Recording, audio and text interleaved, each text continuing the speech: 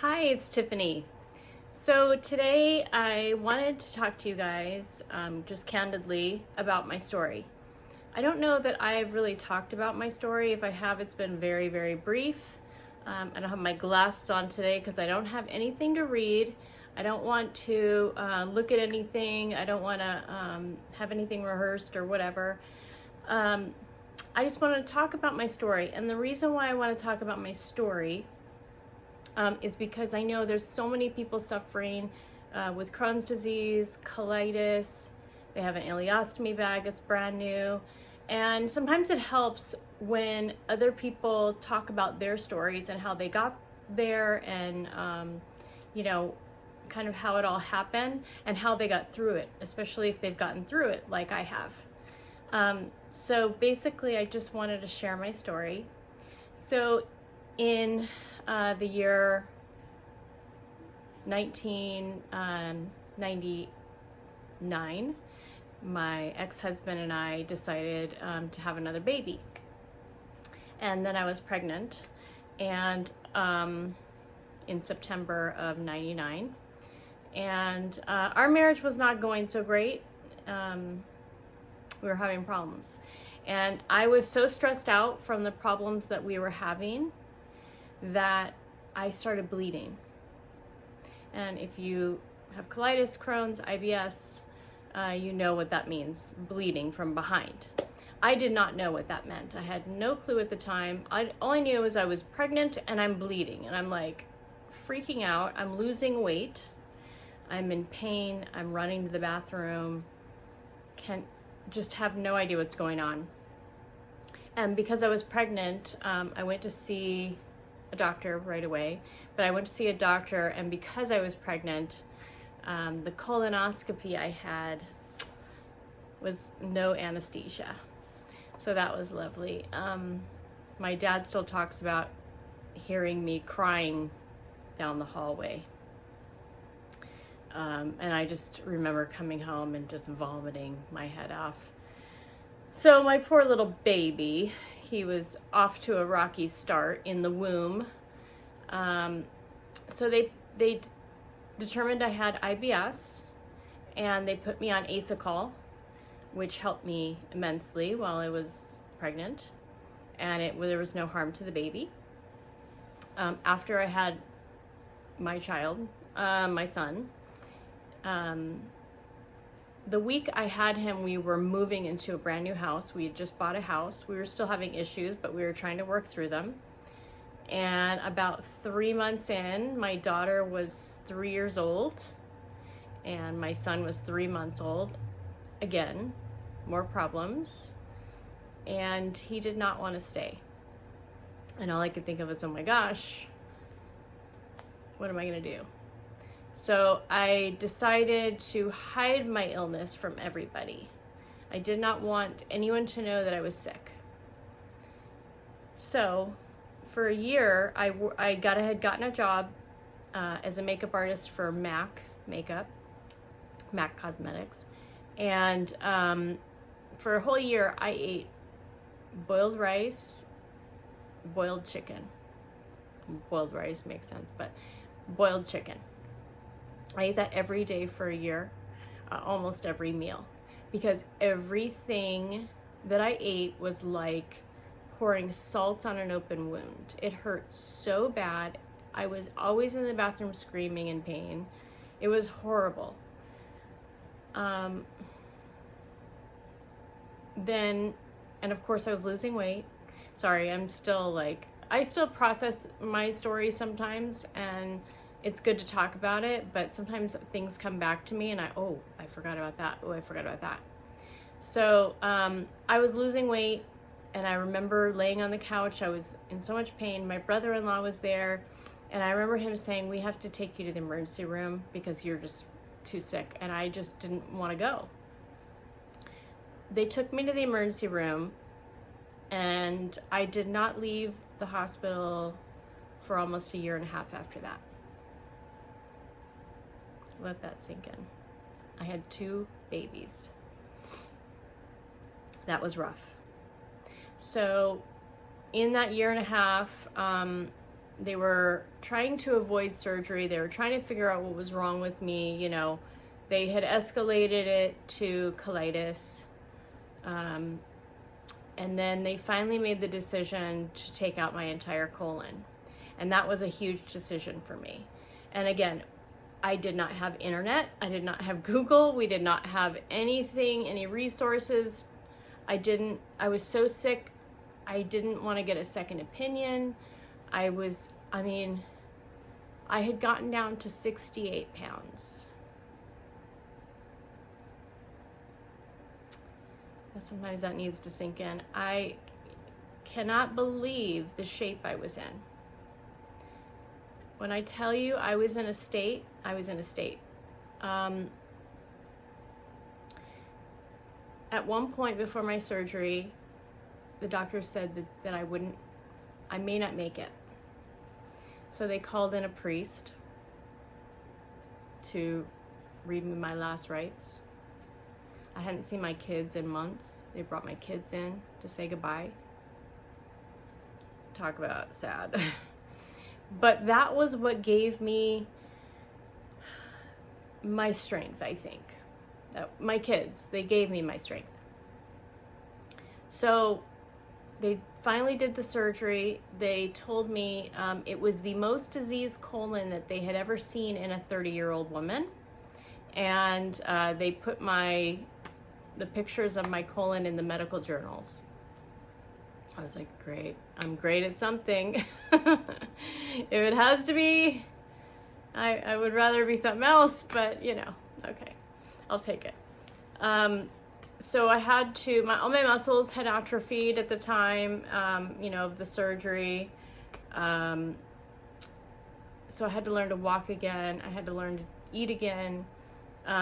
So what would happen is they would send me home, and then I would go back to the hospital because I'd be throwing up black. Something was going wrong. I'd have to have another surgery to fix that problem.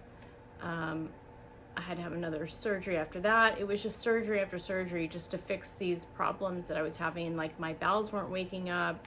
It was just always something. And it was horrific. Like I had my mom and her friend were doing Reiki on me. They had a prayer chain from LA to New York to try and help me, anything and everything to try and help me out of this. So finally I got the ileostomy bag. I had the ileostomy bag and I was like, I don't want to keep this. What do I have to do to get rid of this bag? That's all I want to do is get rid of it. By this time, so it started in 2002, maybe. And by this time, it was 2004. So I had gotten myself back to 100 pounds and I was, you know, eating and everything was going well. And I was like, when can I have this reversal? So I went to the doctor. The doctor was like, we can do it. You look good. He did the surgery without doing the scope to see if I still had any leaks or tears inside me. And guess what? I had leaks and tears. So, needless to say, a week later, I was vomiting. I had 105 fever. They had to put the NG tube down me. You know, I had PICC lines. I would sleep with IVs like this. I would sleep. The doctor came in.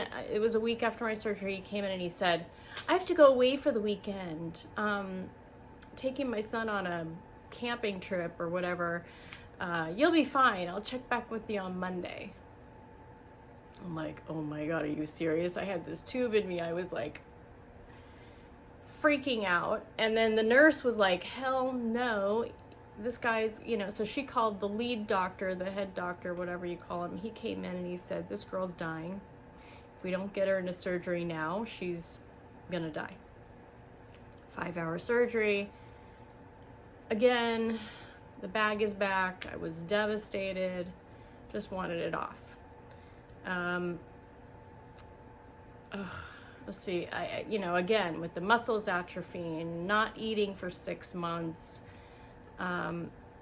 surgery after surgery, it was unbelievable that I could not pull myself out of this.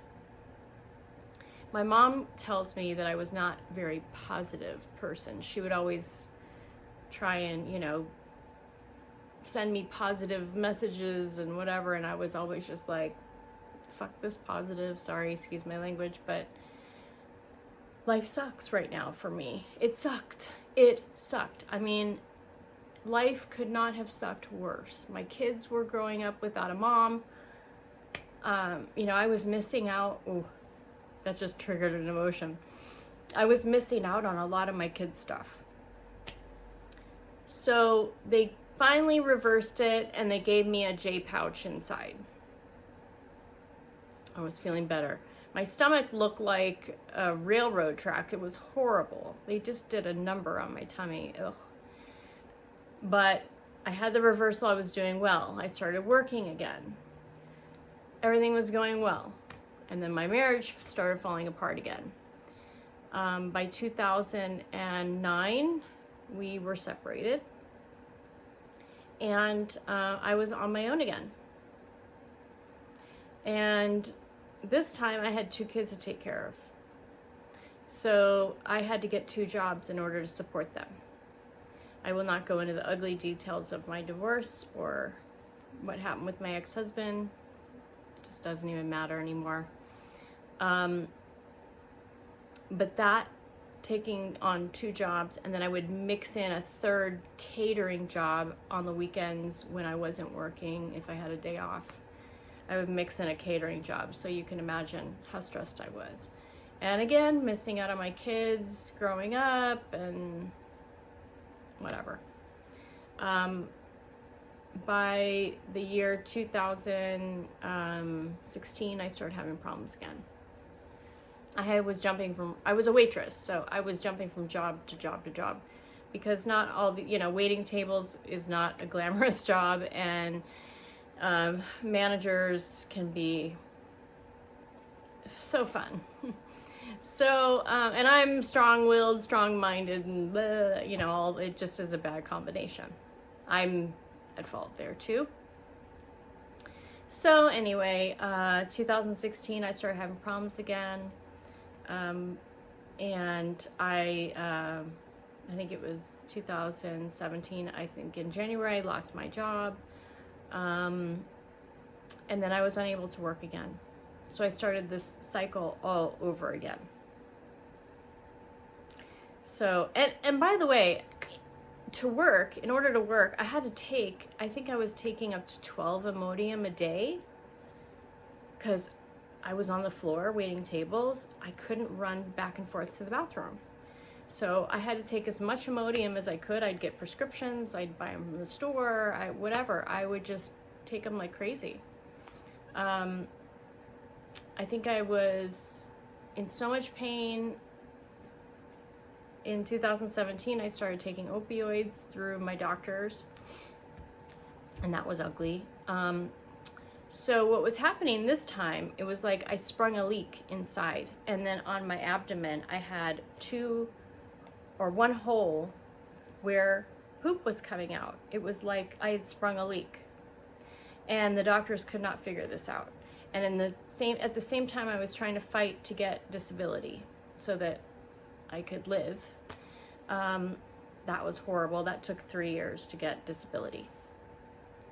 So I had another 3 surgeries from 2017 until 2019.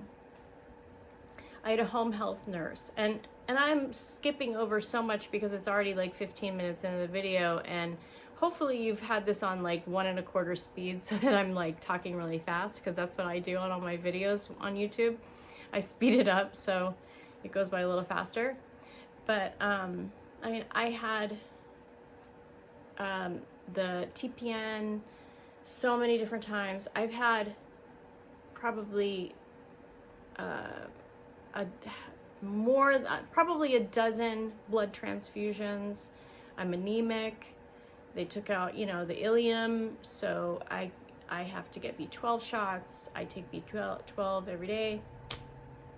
So I had this home health nurse that would come and change the dressing for the, you know, the PICC line for the TPN. She finally recommended this really great doctor, and that was in 2019, I believe. So I know I'm missing so much stuff. So she told me about this Dr. Kaiser, and he was at USC at the time. And I called, and he had left USC. I was like, oh my God, no way, you can't leave USC. He went to City of Hope, and I was like, oh my God, he's never gonna take me. It's a cancer hospital. I was on the phone with the lady. I think I was in tears, and I was just like, help me. You know, I've had this, all this happen. They called me back within a day or two and said, come in this week. This man is a saint, Dr. Kaiser. Total saint. He saw me, and I mean, I was a mess. Like I said, I had an abscess. I had an opening where poop was coming out. I had to shove, for an entire year, I shoved towels in my pants because poop was coming out. And my other doctors who did my original surgeries could not figure out what was wrong with me. How do you not know? So he did a colonoscopy on me, and he found a tiny hole in near the end, I think, close to the anus, I guess. But it was tiny. He found it. He said, you know, they'd have to do another surgery. They'd have to give me an ileostomy bag. He highly recommended it. Of course, I was in tears. I didn't want it, but I would do it. I said, could I reverse it? He said, you could, but I wouldn't recommend it. So in March of 2020, they went in and did my last surgery. I was in surgery for 8 hours. They held open my chest, my rib cage with clamps. Because he said there was just junk everywhere inside me because there was a hole inside me. And they had to clean me out. 8 hours is the longest surgery I think I've ever had. And I was in the hospital there at City of Hope in Duarte, California for 2 weeks. And now I am like, it is like night and day, but it's taken me 20 years.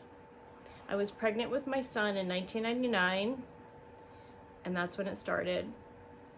And I have been sick up until this January of this year. I had to have a surgery in between there to remove my ovaries because I had 2 softball-sized cysts on each ovary.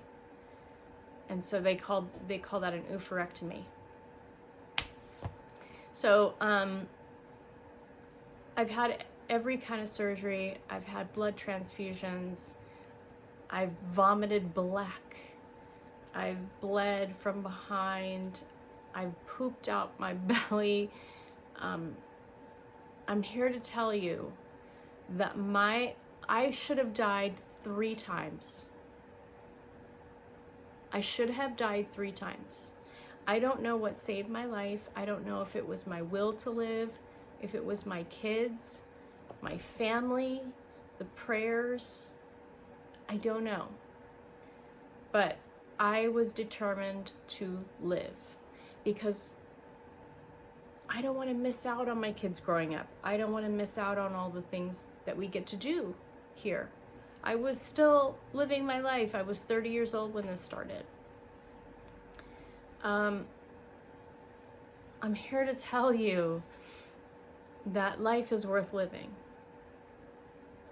In January this year, well, a few years ago, 2018, I think, I found the medical medium. I don't even remember where I found him, but I found him online.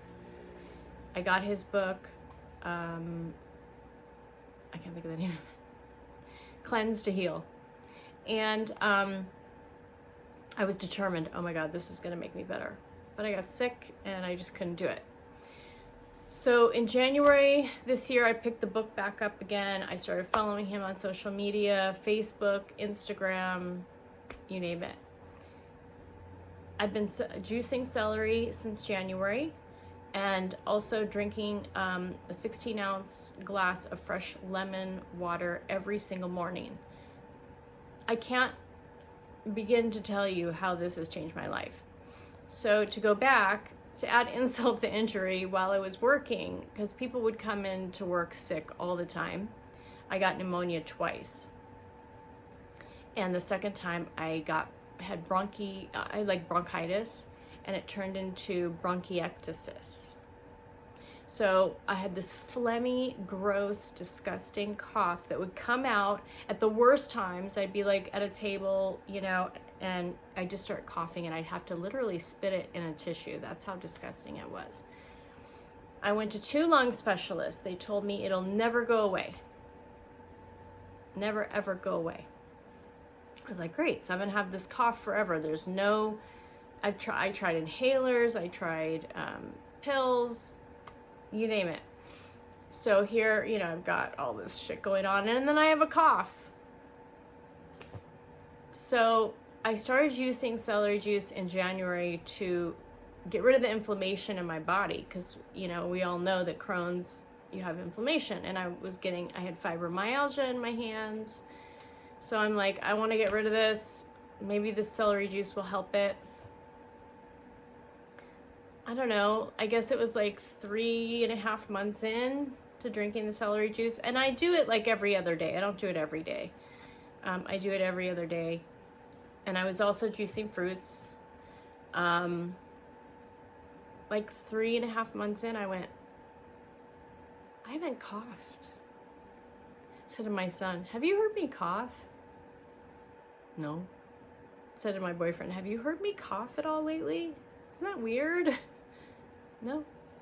So I don't know why I have an itch on my nose, sorry.